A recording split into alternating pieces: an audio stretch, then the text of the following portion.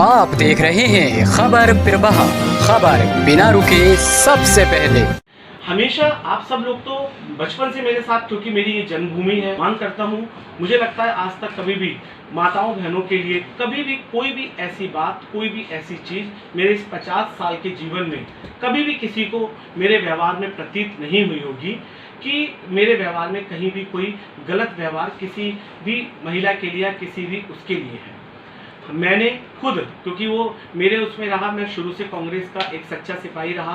हमने खुद महिलाओं को आदरणीय, जैसा कि उसमें वीडियो में कहा गया, आदरणीय हमारी दीदी, जिनको मैं दीदी हमेशा बुलाता हूँ, सार्वजनिक रूप से अभी पिछला चुनाव मेयर का लड़ाया, उनके टिकट के लिए, उनके चुनाव के लिए जितना लड़ सकता था, जितना सड़कों पर जा सकता था, जितनी कोशिश कर सकता था, वो कोशिश करी पूरी तरीके से। इससे पहले रुखसाना अंसारी जी को चेयरमैन का चुनाव लड़ाया गया, उससे भी पहले कमलेश पाल जी को पार्टी ने लड़ाया गया।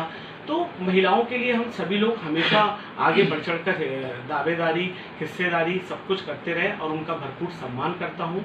अपनी बात यही कहना चाहता हूँ कि कहीं ना कहीं मेरी जो जनता का इतना भरपूर आशीर्वाद काशीपुर की सम्मानित जनता का लगातार मिलता रहा, मेरी व्यक्तिगत छवि को धूमिल करने के लिए कांग्रेस पार्टी जो एक मजबूत स्थिति में है, कांग्रेस पार्टी की छवि को धूमिल करने के लिए इतना घिनौना कृत्य किया और इस प्रकार से जो ये षड्यंत्र रचा, उसका मैं पूरी तरीके से खंडन करता हूँ।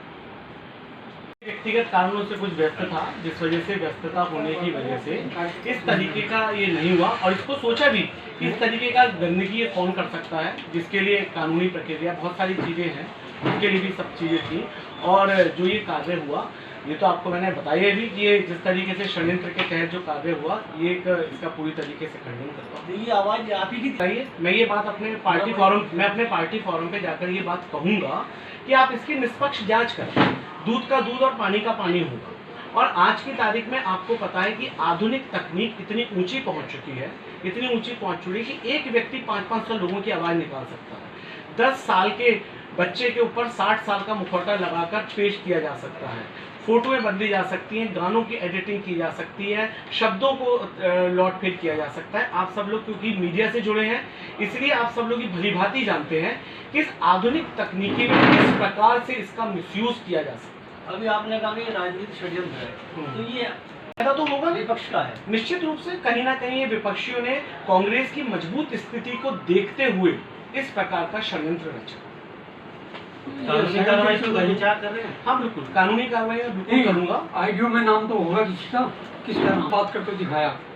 नहीं, वो तो वही बताएगा आपको, वो तो वही बताने वाला है, क्योंकि उसमें यूट्यूब पे तो कोई भी चला सकता है, कोई भी चला सकता है, वही तो ना। तो वो तो ये तो आप उसी से आपको स्पष्टीकरण होगा, ये तो वही बात बता पाएगा कि क्या है। नहीं आपको मालूम नहीं पड़ा अभी तक? बिल्कुल नहीं, वही तो बात है। ये तो इसीलिए यही तो प्रक्रिया, यही तो जांच का विषय है कि जांच कराई जाए इसकी पूरी।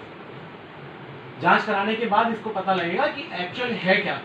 मुझको केवल इतना लगा कि जिसके पीछे कोई सत्यता ही नहीं है, जिसमें 1% भी, जिसमें कोई तथ्य ही नहीं है, उस बात के लिए क्या चर्चा करी जाए, क्या बात करी जाए। लेकिन जिस प्रकार से लगातार मीडिया के, शहर के लोगों के फ़ोन आ रहे थे, उस प्रकार से मुझे आवश्यकता महसूस हुई कि इस बात की हम सामूहिक रूप से बात कर लें, सामूहिक रूप से चर्चा कर दें, जो अलग अलग लोगों को अलग अलग जवाब ना देने पड़े।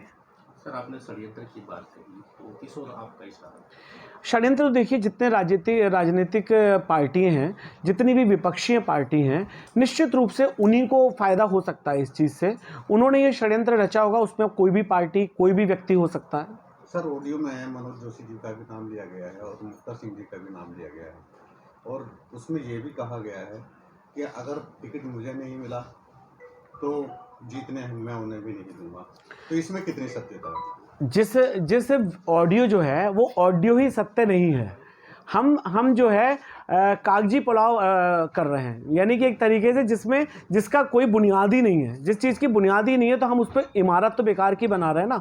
आदरणीय मनोज जोशी जी मेरे बहुत ही सम्मानित बड़े भाई हैं, हमेशा उनका सम्मान करता आया हूँ, हमेशा उनका सम्मान करता रहा हूँ। मुक्ता दीदी को टिकट को लेके, मुक्ता दीदी को चुनाव को लड़ाने को लेके मैं पूरी तरीके से तन से, मन से, धन से, कंधे से कंधा मिलाकर, कदम से कदम मिलाकर मैंने उनको चुनाव लड़ाया, जिससे कि आप सभी लोग पूर्ण रूप से वाकिफ़ हैं, सभी लोग जानते हैं।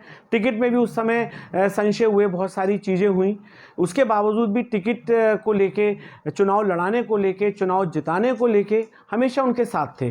तो कहीं ना कहीं जिसने षड्यंत्र रचा, हमारे इतने प्यार के रिश्तों को, इतने सम्मानित रिश्तों को आपस में खटास डालने के लिए, आपस में मतभेद फैलाने के लिए और मतभेद पैदा करने के लिए इस प्रकार का कुकृत्य किया।